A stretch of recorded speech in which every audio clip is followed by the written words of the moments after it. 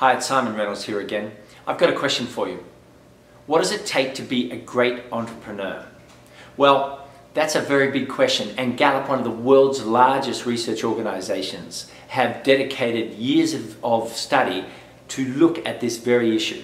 And at the end of the study, they worked out that there are 10 great talents that entrepreneurs have who succeed at a high level. So what I'm going to do on this video is I'm going to take you through Gallup's beautifully researched study and talk about the 10 talents of top entrepreneurs. According to Gallup, the first talent is business focus. That is, their day-to-day activities are focused on making a profit, on increasing profit. Now that's a very important point because a lot of entrepreneurs are very busy. A lot of entrepreneurs work very hard doing things like meetings or admin or emails, etc. But the amount of time they spend during the day on things that will increase profit is often very small. Business focus, number one characteristic of the top entrepreneurs according to Gallup. Number two is confidence. So obviously when you start a new venture, it's very natural to feel a little unconfident. But the top entrepreneurs overcome that, sometimes with sheer willpower, and they choose to believe that they can do it. They choose to believe that they will triumph. And that kind of confidence, which can be generated, is very, very important. You know, it's one of the key reasons that in our courses for entrepreneurs, we don't just focus on pure business tactics, we also look at the mindset of the entrepreneur and make sure that they're thinking confidently all the time. Characteristic 3 of great entrepreneurs, according to Gallup, is they're creative thinkers. Now that's creative thinking in two ways: coming up with totally new ideas for businesses, or totally new ideas on how to run businesses, and also being very lateral when it comes to improving already existing ideas, improving old ideas and making them better. Number 4, great entrepreneurs are outstanding delegators. When you first start out in a business, you make a lot of progress doing everything yourself. It's cheap and you know what you're doing. But as you grow, as you put on more revenue, as you put on more staff, the reality is your ability to do everything well, of course, declines.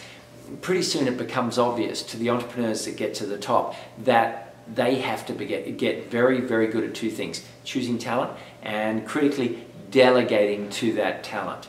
So even though, yes, you can probably do most tasks better than your staff, the truth is if you want to grow to be a mighty corporation, you've got to learn how to be a good delegator.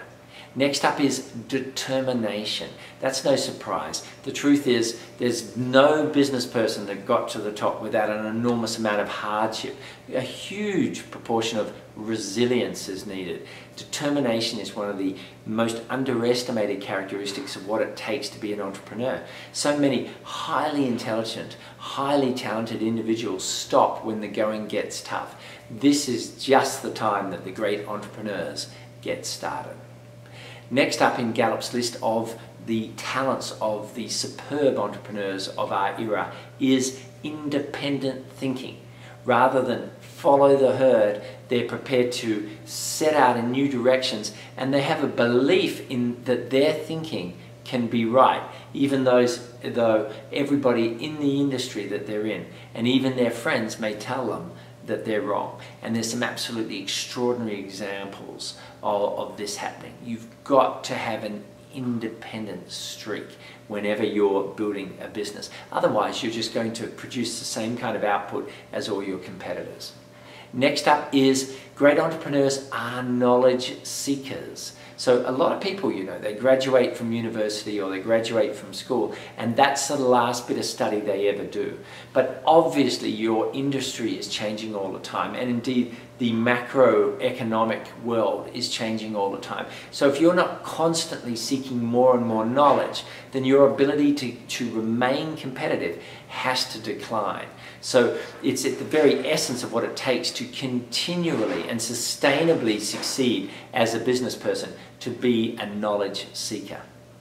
Gallup also says it's vital to be a promoter of your business. Now that can be hard for a lot of shy entrepreneurs to hear because they don't really want to put themselves out front and center. Now that doesn't mean that you promote yourself to the public all the time, like you become a spokesman on TV for your business. No, it's more about promoting yourself to anybody that you think can advance your business. So you might be promoting yourself to suppliers, for example, or you might promote yourself to potential talent that you want to join the organization. But you must continuously be pushing forward, telling everybody about what your company's about, because word spreads and you never know what advantages may come about because of that.